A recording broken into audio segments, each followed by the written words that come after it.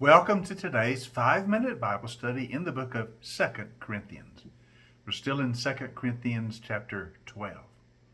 The last few days we've been looking at the first 10 verses of this chapter, in which Paul describes this extraordinary vision he had, which he was caught up into the third heaven, the very presence of God, and saw things which cannot be expressed. Now I want to look again at a couple of verses we've read before about the thorn in the flesh, and conclude looking at these first 10 verses of chapter 12 by discussing what is Paul's thorn in the flesh. So we'll start reading about verse 7. Now, because of these surpassing great revelations, therefore, in order to keep me from becoming conceited, I was given a thorn in my flesh, a messenger of Satan, to torment me. Now 3 times I pleaded with the Lord to take it away from me. But he said to me, my grace is sufficient for you, for my power is made perfect in weakness. Therefore I will boast all the more gladly about my weaknesses, so that Christ's power may rest on me. So after these visions, after these revelations, Paul said, I was given this thorn in the flesh that came to me, that was a torment to me. He said, I believe God allowed this to happen to keep me from becoming conceited about the visions.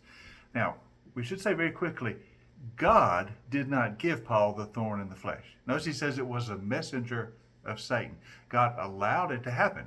God permitted it, but it is not a direct visitation of the Lord. So don't think of it that way.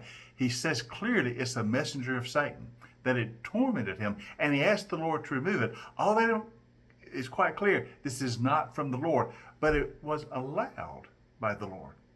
It was allowed by God. Paul says 3 times I asked the Lord to remove it, to take it away. Each time God said no, because you're going to discover that my grace is sufficient and my power is manifest in weakness. So this did cause a weakness in Paul, but he found that the power of Christ was demonstrated even in the midst of his weakness. And he said, I'd rather have the power of Christ than anything else. Now the question is, what was his thorn in the flesh? Well, we don't know.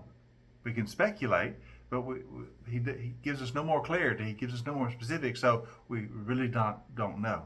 Now, there are some who speculate, well, maybe Paul bore an emotional weight from the time when he was a persecutor of the church. Maybe those feelings weighed upon him heavily, feelings of guilt for what he had done.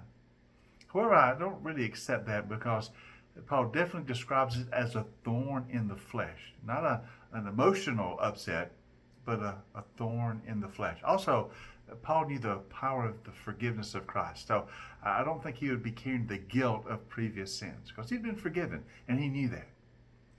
So I think it is clearly a physical ailment or a problem. Now, some have speculated that maybe it was his eyesight. You know, in the book of Galatians, as he closed the letter of Galatians, he says, see what large letters I write with.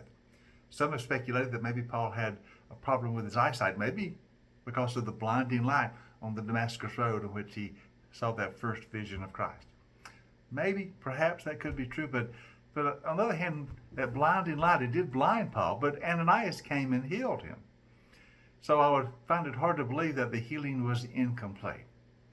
So I don't really accept the idea that it was his eyesight. All we know is that it was some physical ailment. It is a thorn in the flesh. That implies a physical problem. He saw it as a messenger of Satan, something of the enemy to torment him. But God said, I'm not going to heal you of it in terms of removing it, but I'm going to heal you by letting my grace show its sufficiency even in your weakness. You know, we have a natural curiosity. We would like to know what the thorn in the flesh was, but we never will. At least not in this life. Maybe in heaven we can ask. But the lesson is clear, that even when there are difficulties we go through, thorns in the flesh, sometimes God says, you're just going to find that my grace is always sufficient. And even in points of weakness, my power will be manifest in you. Paul discovered that. And he was quite content to rest in the power of Christ. And so should we. All right, tomorrow we'll start looking at the latter half of chapter 12, and Paul is beginning to wrap up his letter to the second of Second Corinthians. So we'll start at verse 11 tomorrow, looking at the second half of chapter 12 in Second Corinthians.